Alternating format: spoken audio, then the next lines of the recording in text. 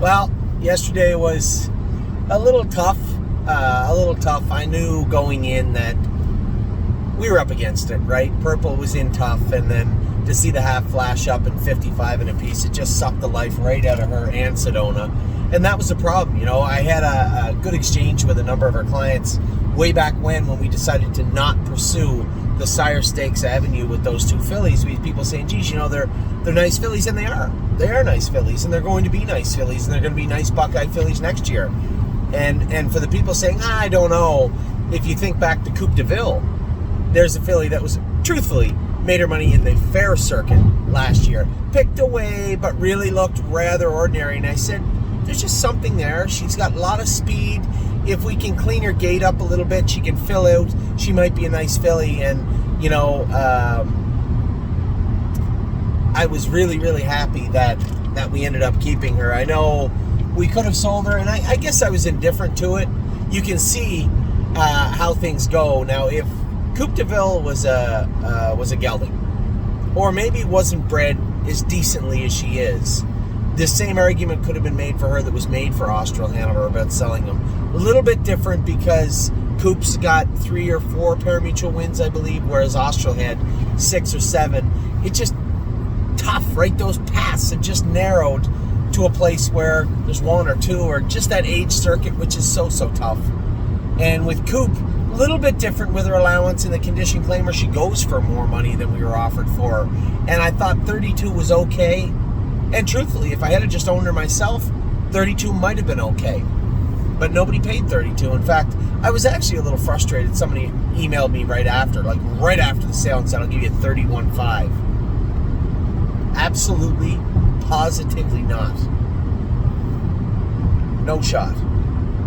And at this point, I guess they didn't email me right after. It was about an hour after. And in the meantime, 2 or 3 of her clients had messaged me and talked about the claiming angle, and talked about, hey, we are going to race for 100,000. Although she might not win it, she has a chance. And although I thought her chances were outside, man, I thought I won the race. I'll tell you the honest to God truth. It's a tough angle, that Scioto angle. I thought when I went under the wire, I was a winner. And I think the only thing worse than getting beat is thinking you won, only to find out that you were defeated. Not just beat, but you were third. And, you know, you talk about getting beat ahead of nose, but you don't often see that nose charted. It was charted yesterday. Third beat a nose, and she raced her butt off. So happy with her. We did have and I'll be completely honest, and we'll talk about this more as we get into this video. The only disappointment I had of the night was Irresistible Son. He scoped a little bit sick, and I'll talk about him in depth, in more. I want to talk about him. I want to talk about Swinging Senorita and the other trips for the other horses. But let's get to the start of the day. Patrick the Piranha was fantastic, an easy winner, and I raved about how well Brady Brown drove yesterday, because he did. He drove 3 of our horses absolutely fantastic. I was very, very impressed with the way he drove Patrick, JK Mickey Mantle, and Cupid Express. Now, the only issue with Cupid Express, now she's into a position where she's in the same class as Horn Player, who I also will talk about later on. She's in the same class as Horn Player, and although when you look, you're like, she can beat Horn Player. She might be able to beat Horn Player right now. You're right. She may very well be able to beat Horn Player right now. So we're left, I don't want to trip on ourselves, and we may not have to. And I'll talk about this more as the week goes on. Now is the time when a lot of these breeders, especially now after the yearling sales, especially the first couple, Ohio, Lexington, at that point, the breeders know how much money they have coming in, and they start to acquire new broodmares. This is where we are going to see horses like Horn Player be sought after, and I have had breeders call about her. Horn Player, Cutie Cumber. I know that Five Fish Species, it's kind of an in-house thing with her also. A number of the owners that own Five Fish Species want to keep her to breed her, so it's a little different, but that type of situation also, those bloodlines are sought after. Even a Coupe de Ville would be an interesting prospect for somebody. So as the fall kind of wears on, you're going to see a lot of these horses be sought after. So I don't know exactly what's going to take place this coming week with Cupid Express. I'm actually looking also, is there something at Mohawk for Cupid Express? Is there something for I said it, you guys always catch me when I make a mistake. I said, geez, I'd love to send Horn Player down to the Meadowlands. Somebody said, Anthony, the Meadowlands closing for like 5 weeks. All right, you got me. So my bad, my mistake. I would like to keep Horn Player at the Meadows because she is actually acclimated quite well to that surface. That's evident in the break at Mohawk, and then she just come back, blasted to the front, jogged in 56. So I would like to keep her there, but I don't want to have everybody tripping over one another either. So this is the time of year where everything is on the table. What are we doing? Where are the horses going? So I will get right into it and talk about it. I want to make sure I talk about a horse that is not on the calendar, and that is Serious Dragon. I'll get him out of the way first because he's not on the calendar. All right? I thought he raced good last night. There were some concerns about, he's got a foot that bothers him behind, a little abscess or something that's in there, and he isn't the soundest right now, and I'd asked James to warm him up and say, hey, if he's ready to go, we'll go. If he's not, we won't. And I left it up to him and Harry. They raced the horse. The horse raced pretty good. You'd see him steering, getting out a little bit the last quarter. We can change some gear on this guy. And because of an old foot separation on his front end, I had put mushroom shoes on him when I trained him the other day. Could he wear them? Yeah. But I don't think he's a horse that is really going to excel with them on. I think they actually may have been a hindrance last night. So I'd said to Harry after the race, if you think his feet are good, just get those mushroom bars off him and put normal shoes on him. And I think he's a real player in that class, and that is perfect. That's what we bought him for. We paid $40 US for him. His tag is 62.5 Canadian. He fits in there good. I think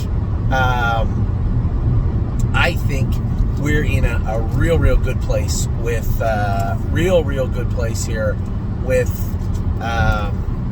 Serious Dragon. Now, I talked about him first because, as you know, some of the horses weren't loaded. They're all manually loaded by Curtis, and if he misses a horse, you can't blame him. Curtis got a million things to do. He's as busy in his life as I am in mine. So, to say, hey, Curtis, can you update a horse? Yeah, sometimes he makes a mistake and misses it. I can't blame him for that. It's not like I pay him extra. This is all Curtis. This is a Curtis thing. So, certainly no complaints there. Patrick the Piranha raced awesome. J.K. Mickey Mantle, look, see, he's coming around now. Told you guys, good horses may get in a funk, but they will come back around. They will. And I think J.K. Mickey Mantle, although he doesn't have the resume that some of our other horses have, he definitely has the pedigree. Definitely has the speed.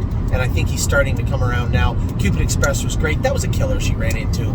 That filly is a sire stake filly, the one that beat her. And I thought Cupid raced very, very good. Now, we got to Ohio. Venice Blue Chip was flat. I don't think anybody, even the new owners, were shocked. As I said to Tyler going out on the track, it just seems like her best race was her first one, and she just took baby steps backwards since there, and I can't figure out why. It's not really in her blood. It's not in her any soreness. She doesn't appear to be sore anywhere. We worked on her feet thinking maybe it's her feet. She's a young horse. Just didn't seem to be the case, and it just seemed like she fizzled away. And I don't think anybody was shocked. You always go into the big races saying, if this goes right, we'll be okay. Deep down, it's kind of like watching your favorite sports team going up against a team they're not supposed to beat. More times than not, they don't beat them. And that's kind of how last night was. That was the theme of last night. We had 3 horses racing in the super finals that were not sire stake horses. Right? That's just the reality of it. And that's what happens. We tried to position them to be in a perfect spot, and it just didn't work out that way. We didn't race the fillies in the last 2 sire stakes. They still ended up in the final. Anyway, so Venice Blue Chip was a little bit flat. Then I went on the track with Coop, just hoping. I was so surprised. Aaron didn't want to commit to first over. Ronnie didn't want to commit to first over. And around the last turn, that horse made a break. It didn't really affect me. I would have fanned out and probably got the same type of trip.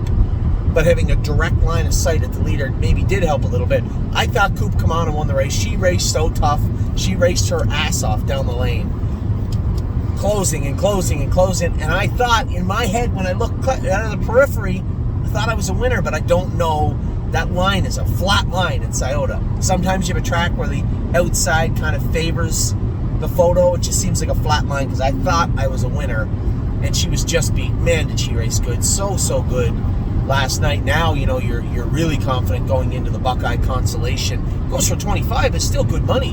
And remember, I need everybody to remember that owns Purple and Sedona and all those other horses that are okay. Gypsy raced kind of flat. We'll talk about them all. They're all good horses. They all put up good numbers this year, right? Especially for what we paid for them. They did well. They didn't excel in the big races, but they weren't really supposed to.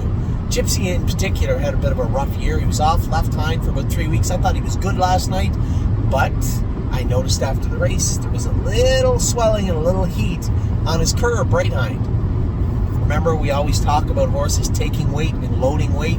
Sometimes things happen, and I believe loading all that weight from his left hind onto his right hind caused a curb right hind. You don't generally see curbs pop up this late in their 2-year-old season, but it does happen. And I think it happened last night. If you watched me down the lane, I knew what was going to happen. If I tried to go through there, if as the crow flies, as they say, I could have been fourth. Unfortunately, there was 4 wheels, 2 race bikes, 2 drivers, and 2 horses in front of me. And I knew if I started through the middle, Donnie Irvine would shut me off. And if I went to the inside, Ronnie would be forced to shut me off. I tried to come to the outside, but he was on the right line so hard, I just couldn't get him through till the last minute. And then somebody picked me off from the outside. He was good enough to be fourth. Or maybe that was for 5th. 5, 6, no, I was 7th. So it was 4, 5, 6, 7. I was good enough to be fourth. And he was tried his butt off. He just, on that right line real hard. So that's stuff we can work on. Cryo the curb, he'll be fine for the Buckeye in Delaware. We'll put him away. If everything goes right, there's a colt that, yes, left some money on the table. No fault of his own, just circumstances. And is still going to end up with maybe 50, 60,000 on his card at the end of the year. And I think that's the important takeaway from all these. We bought all our horses the right way. They raced good towards the end of the year. Yes, we thought Purple might be able to hang with the Golds. She can't. Sedona, maybe? Nope.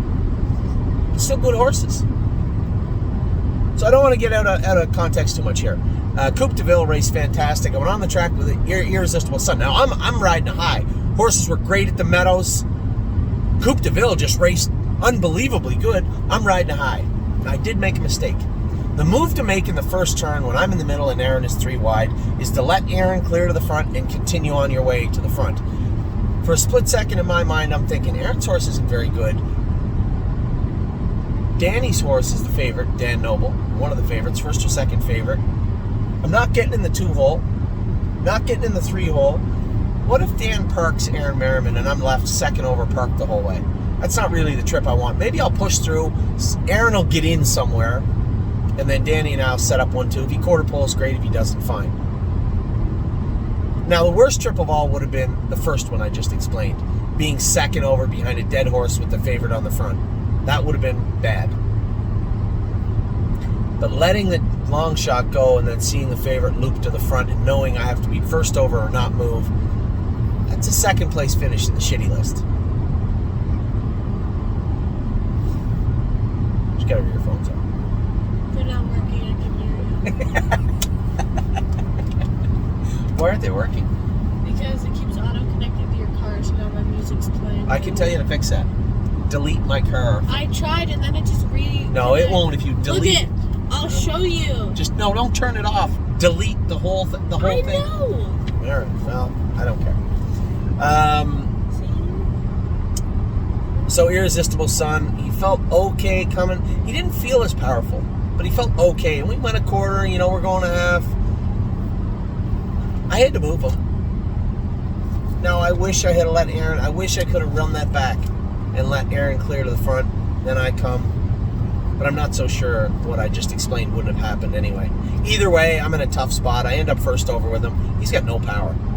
None. He's not in attack mode. I didn't really put a charge into them at all. And he finished a disappointing 6th horse that I thought probably one of our best horses. Disappointing 6th. Scoped him after, there was some mucus there, some stuff we got to work on. We'll draw his blood. I'm sure there's more there to look into. And again, 2-year-olds at the end of the year, you don't want them you don't want them to not be on the top of their game going into a race like that. But he trained good, seemed good, even the day before. I'm watching him because I think he's our best shot all week. Watching close.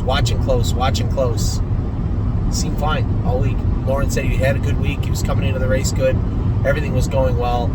Just had a power outage.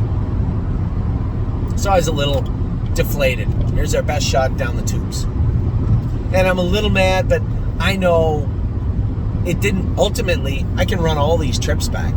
The horse that I raced last night would have finished 6th regardless of any trip I had. Maybe would have hooked a bone if I had sat in the 2-hole somehow, in some weird way. It just wasn't awesome last night. I'm sure he'll bounce back. He's been great all year long. And the last time he was a little bit flat, he came back with a very good performance shortly thereafter. So I'm not worried about him at all. Just chances missed, right? Now he has the Buckeye final, and he has the Buckeye in Delaware. So there's still stuff for him, at least 2, if not 3 races. But still, chances missed. You don't want to hit the goalpost too many times when there's money on the line. So we'll do our best to get him back on track and moving forward. Then we went to Purple People Eater in Sedona. I'm sitting in the 3-hole. I look 55-4. Oh my God. And I'm like, oh, maybe they're going to come back to me. Maybe I can come to them. Who knows? Halfway down the backstretch, she started to back up a bit. And I'm like, oh no. No. I kicked the earplugs out. And she said, all done. She did what she could to hang on for 5th. Everybody was tired. They went a mile 55 off half 55 course, and the horse that won run away on the field. Standout. Sugar instead. Congratulations to Ronnie Gillespie. Filly was astonishingly good. And I'll be honest, the track was not good. It was windy. That mile and 55 on a hot July night, probably 53 in a piece. That was an incredible performance last night by that filly. She was very, very good. And I pulled up. I'm not even angry. I'm not upset. Jason was there, comes out on the track. Lauren comes out, and I said, she 58 trotted 58. What am I going to do, be angry? And Lauren looks at me, and she said, Jason just said the exact same thing. Sedona, I think, is a little better than that. But you have to understand, if you're a 57, 58 trotter and you get dumped in with 55 trotters, yeah, the lights go out at home real quick. You can only get beat up so much before you just don't want to play. And I think that was the position that Purple People Eater and Sedona were put in last night. And I want everybody to understand that. When we're trying to forecast where we should be, the reason I did not want to race against those fillies is because that could happen. Now, I can assure you, both those fillies will bounce back just fine. But I would much rather be in the Buckeye final and the consolation with both of them than racing for 300 last night. We don't get the option though. We don't get that option. So the fillies race good now, and on the track of Swinging Senorita, got the outside. I know coming off the car that Global Girl's going to be leaving with me. I don't think she's as good as I am. Hasn't been. The odd day she might get the better of her, but she's not a better filly, I don't think. I still don't to this day think. She definitely raced better last night. But on a consistent level, day to day, dollar for dollar, I think Swinging Senorita is a better filly. Now, she's trotted in 53-4, I think 53-3. She's a solid 54 trotter. But when you get stretched 26-4 to the quarter, she's going to turn into a 54-3 trotter real quick. And when they go in 53-3, you're getting beat. I don't feel bad. At no point was I ever going to go in behind Global Girl. If I could have get in the 2-hole, which I couldn't, I was never going in there. There's 2 fillies I got to beat. That I can't beat, but I'm going to try. And neither one of them are named Global Girl. But she is a formidable adversary. And she did get the better of us last night. I draw 6, she draws 7. Donnie doesn't try me. He dumps right away. We probably get over there 27-2, and I'm probably 3rd. At worst, 4th. But we get a bone. But what am I going to do? I'm going to say, geez, I'm sorry, I should have gotten in the 2-hole. There was a 0% chance I was ever getting in behind Global Girl. 0. I'm going to race my filly the same way we raced her all year long. And if I leave anywhere to the left of Global Girl, it is a totally different race last night. Instead of going 26-4, 56 flat, we go 27-2, 56-4. the good filly wins the race anyway. I can't beat her. But we're a close second, third, or definitely fourth. So I would have been very happy with that. But again, circumstances. The luck or the unluck of the draw. There is no other way for that race to shake out last night for us. None. Gypsy Hill did everything he could. I just couldn't steer him, as I said, down the lane. If I had had a straight shot to the wire, from the head of lane to the wire, I'm fourth. Guaranteed 100%. There was no straight shot, and I had a real problem getting him out from in behind them. And when I finally forced him and wrestled him out from in behind them, somebody came and picked me off even for sixth at the wire. But he didn't race bad. Know what's going on. Jason, everybody's done a great job getting that left hind healed up. He's good on it now. He was comfortable last night, except that right curve was bothering him. We just got to cool it out for a day or so, cryo it, and have him ready for Delaware. He races in the last Buckeye, because he didn't race in the last Gold. I believe he can, unless there's a rule that says you race in the final, you can't race in the last Buckeye, but we didn't race in the last Sire Stake, so I think we should be afforded the right to race in the last Buckeye. Seems fair to me. Renegade Gypsy raced okay. You're not going to sit sixth. He's never closed in and roared by horses in his life, not unless they didn't have a pulse. He's a leave, sit, finish up best you can type horse. Get away sixth, stay on the inside and roar through late. That would be a new one for him. So he raced okay. Not great, okay. Kings County, somebody said, oh, he looked tired. Well, I'd look tired too if I was racing against horses I couldn't beat. But when it came to racing the open or racing against horses that are open plus type horses, yeah, pretty hard not to put Kings County in there. I was the one that brought it up. Give the horse a shot to race against there. He's not tired. He just slipped a bit. He's an open B-track horse now. You know what he is? I'll tell you what he is right now. Just a little bit better than the horse we bought 2 years ago. That's what he is. The horse isn't tired. Just got tired chasing horses he couldn't catch last night. He slipped a little bit, but that's okay. A little bit older. He'll come back around. No, he's not getting rested. I don't know if you've looked at his schedule, but it hasn't been overly rigorous this year. We'll come back around. Absolute euphoria. There was talk quietly behind the scenes. Gee, should we Jugette maybe with her? Because she raced so good finishing second. That's a big ask. And I put it to Stacy and Brett. I said, if we're going to talk Jugette, she'd want to go out and look like a Jugette filly. And he raced her. He raced her to win. He put her on the front. He drove her exactly how he's supposed to do to win the front, to win that race. And most definitely, if you're going to make a case for the Jugette, you better win it in that fashion. She got beat. She raced good. Didn't race bad. She raced okay. Finished fourth, beat 2 lengths or something. Thought she raced all right. She ain't going to the Jugette, I'll tell you that. She can race in the Breeders' Championship or race her wherever we want. She's a nice filly. Certainly no disappointments with that. That was a pie in the sky dream, the Jugette eliminations with her, but I think she didn't let me down in the least last night. I wish she'd have won. Yeah, I do. I'm not disappointed with a 4th place finish. Not at all. And then no free lunch. I'll be completely honest with everybody. I fell asleep. I fell asleep last night and missed the race. The line certainly looked good. I went back and watched the replay. Looks like he's coming back around, right? 50 flat, 26 flat on the end of it. Great mile from him. And Harry had a good night last night. 3rd with lunch, 3rd with Serious Dragon. And as I said to James, I had a long conversation with James, a little bit with Harry after Serious Dragon's race via text, and a little bit more with James this morning. I said, I think we just got to breathe some fresh air into the Ontario barn, start moving the riffraff and the tired horses out, putting them in positions where they can win. We've done that this week. We'll continue to do that. I did have a great conversation with one of our clients, very brief, asked about the Harvest Series for Nothing But a Dreamer. I had to check because I thought it was lifetime earnings, but it isn't. It's 30 this year.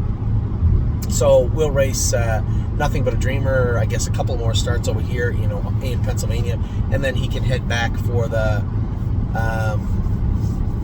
Harvest Series. Try and salvage some of 2023 for Dreamer and for us. So yes, if we're looking at the stable yesterday, great start in the overnights. a very ordinary pedestrian type night, but it's kind of forecasted that way, right? Coupe de Ville almost stole the entire show. Raced fantastic. A couple of a flat performance from Irresistible Son, but I'm sure we can get him straightened back away. It's a tough pill to swallow, and I think I'm 1, 2, 3 for sure with him last night going for 100. Instead, he's a very ordinary 6th. He had his reasons, and we'll work on those. But we do have the Buckeye final with him. We do have the Buckeye race in Delaware, so there is some more stuff coming up for Irresistible Son.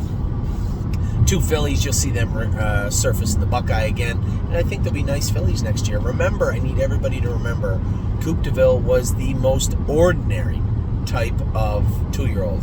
I think she socked away 22 grand just with some fair wins, and and I answered a question a lot of people asked: why are we keeping her over? Is this not the type of horse we're going to move on? No, I think there's something there. Purple People Eater is going to be a handy 3-year-old. Sedona Hill, handy 3-year-olds. These horses are horses that are going to do us some good. Are they ever going to scare Sugar instead? No, they're not. But that's racing. I think we've done great things in Ohio.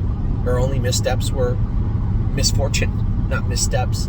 Not being able to race in the constellation of the Buckeye with 3 of those horses last night is misfortune. There's nothing we can do. So, lots to talk about. I didn't even do my opening yet. Ava and I are on our way home. I'm going to do my opening. I'm going to run through all the videos, get them all done for you guys today. But for now, that is a recap of Saturday, September the 9th. We'll talk to you all very soon. Take care.